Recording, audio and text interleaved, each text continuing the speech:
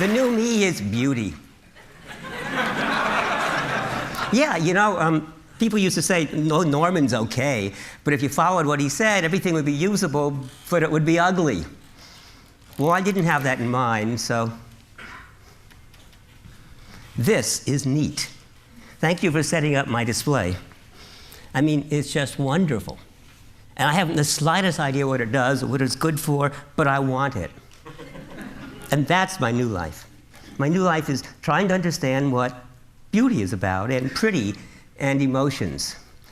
The new me is all about making things kind of neat and fun. And so this is a Philippe Starck juicer produced by Alessi. It's so much fun I have it in my house, but I have it in the entryway. I don't use it to make juice.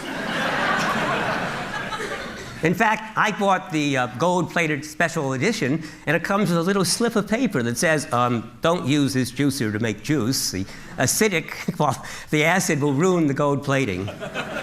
So actually, I took a carton of orange juice and I poured it in the glass to take this picture. But beneath it is a wonderful knife. It's a global cutting knife made in Japan. First of all, look at the shape. It's just wonderful to look at. Second of all, it's really beautifully balanced. It holds, it feels well. And third of all, it's so sharp, it just cuts. It's a delight to use. And so it's got everything, right? It's beautiful, and it's functional. And I can tell you stories about it, which makes it reflective. And so you will see I have a theory of emotion, and those are the three components. Hiroshi Ishii and his group at the MIT Media Labs took a ping pong table and a projector above it, and on the ping pong table, they projected an image of water and fish swimming in it. And as you play ping pong, whenever the ball hits part of the table, the ripples spread out and the fish run away. But of course, then the ball hits the other side and the ripples are the poor fish. They can't find any peace and quiet. And is that a good way to play ping pong? No. But is it fun? Yeah. Yeah. So, or look at Google. If you type in, say, emotion and design, you get 10 pages of results. So Google just took their logo and they spread it out. Instead of saying, you got 73,000 results, this is 1 through 20, next, they just give you as many O's as there are pages. It's really simple and subtle. I bet a lot of you have seen it and never noticed it. That's a subconscious mind, sort of notices it. It probably is kind of pleasant and you didn't know why. And it's just clever. And of course, what's especially good is you type design and emotion, the first response out of those 10 pages is my website. Now, the weird thing is Google lies, because if I type design and emotion, it says, you don't need the and, we do it anyway. So, okay, so I typed design emotion, and my website wasn't first again, it was third. Oh, well, different story. There was this wonderful review in the New York Times about the Mini Cooper automobile. It said, you know, this is a car that has lots of faults. Buy it anyway. It's so much fun to drive. And if you look at the inside of the car, I mean, I loved it. I wanted to see. I rented it. So this is me taking a picture while my son is driving. And the inside of the car, the whole design is fun. It's round. It's neat. The controls work wonderfully. So that's my new life. It's all about fun. I really have the feeling that pleasant things work better. And that never made any sense to me until I finally figured out, look, I'm going to put a plank on the ground. So imagine I have a plank about 2 feet wide and 30 feet long, and I'm going to walk on it. And you see I can walk on it without looking. And I can go back and forth, and I can jump up and down, no problem. Now I'm going to put the plank 300 feet in the air, and I'm not going to go near it, thank you. Intense fear paralyzes you. It actually affects the way the brain works. So Paul Sappho, before he gave his talk, said that he didn't really have it down until just a few days or even hours before the talk, and that anxiety was really helpful in causing him to focus. And that's what fear and anxiety does. It causes you to be what's called depth-first processing, to focus, not to be distracted, and I couldn't force myself across that. Now, some people can, circus workers, steel workers, but it really changes the way you think.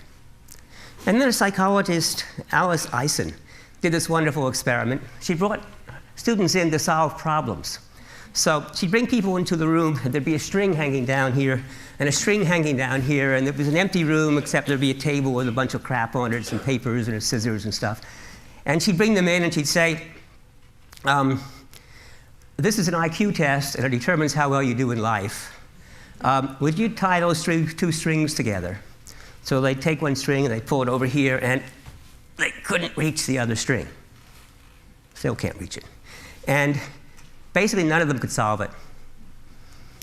You bring in a second group of people, and you say, oh, before we start, I got this box of candy, and I don't eat candy. Would you like the box of candy? And it turns out they liked it, and it made them happy. Not very happy, but a little bit of happy. And guess what? They solved the problem. And it turns out that when you're anxious, you squirt neurotransmitters in the brain, which focuses you, makes you depth first. And when you're happy, what we call positive valence, you squirt dopamine into the prefrontal lobes, which makes you a breadth-first problem solver. You're more susceptible to interruption. You do out-of-the-box thinking. That's what, in fact, brainstorming is about, right? With brainstorming, we make you happy, we play games, and we say no criticism, and you get all these weird, neat ideas. But in fact, if that's how you always were, you'd never get any work done, because you'd be working along and say, oh, I got a new way of doing it. So to get work done, you got to set a deadline, right? And you got to be anxious. So the brain works differently, and if you're happy, things work better because you're more creative. You get a little problem, you say, I'll figure it out. No big deal. There's something I call the visceral level of processing, biology. We have co-adapted through biology to like bright colors. That's especially good that mammals and primates like fruits and bright plants because you eat the fruit and you thereby spread the seed. There's an amazing amount of stuff that's built into the brain. We dislike bitter tastes. We dislike loud sounds. We dislike hot temperatures, cold temperatures. We dislike scolding voices. We dislike frowning faces. We like symmetrical faces, et cetera, et cetera. So that's the visceral level. And in design, you can express visceral in lots of ways, like the choice of type fonts and the red for hot, exciting. Or the 1963 Jaguar. It's actually a crummy car. It falls apart all the time, but the owners love it. And it's beautiful. It's in the Museum of Modern Art. A water bottle. You buy it because of the bottle, not because of the water. And when people are finished, they don't throw it away. They keep it for, it's like the old wine bottles. You use it for decoration. Or you maybe fill it with water again, which proves it's not the water. It's all about the visceral experience. The middle level of processing is the behavioral level. And that's actually where most of our stuff gets done. Visceral is subconscious. You're unaware of it. Behavioral is subconscious. You're unaware of it. Almost everything we do is subconscious. I'm walking around the stage. I am not attending to the control of my legs. I'm doing a lot. Most of my talk is subconscious. It's been rehearsed and thought about a lot. Most of what we do is subconscious. Automatic behavior, skilled behavior is subconscious, controlled by the behavioral side. And behavioral design is all about feeling in control, which includes usability and understanding, but also the feel and heft. That's why the global knives are so neat. They're so nicely balanced, so sharp. You really feel you're in control of the cutting.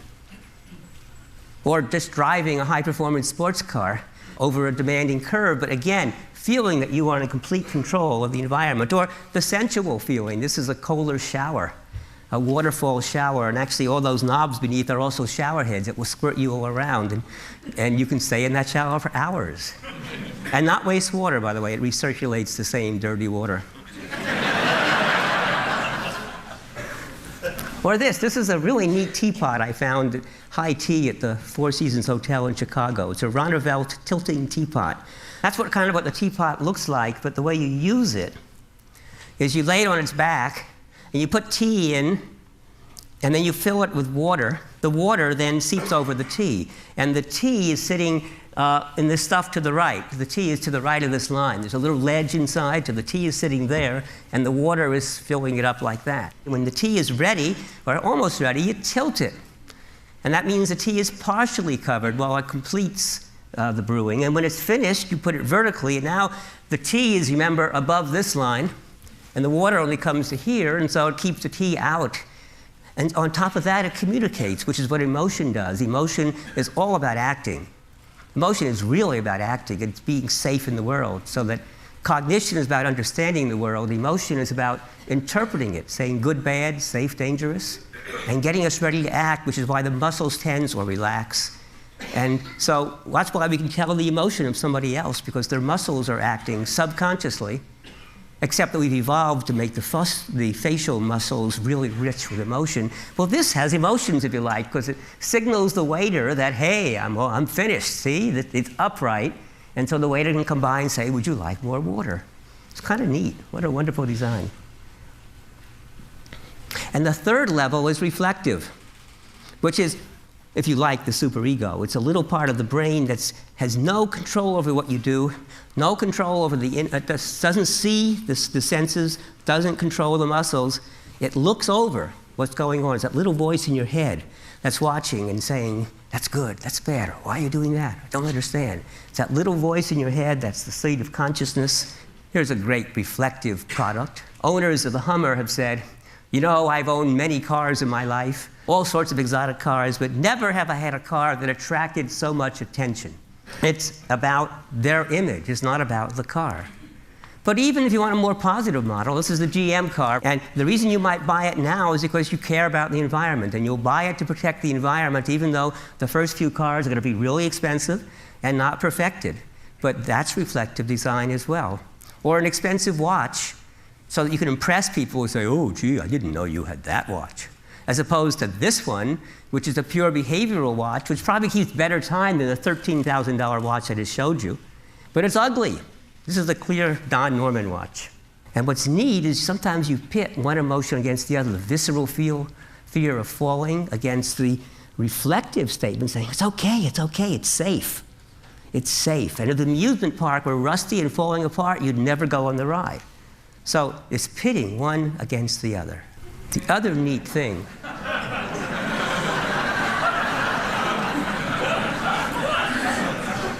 so Jake Kress is this furniture maker, and he makes this unbelievable set of furniture. And this is his chair with claw.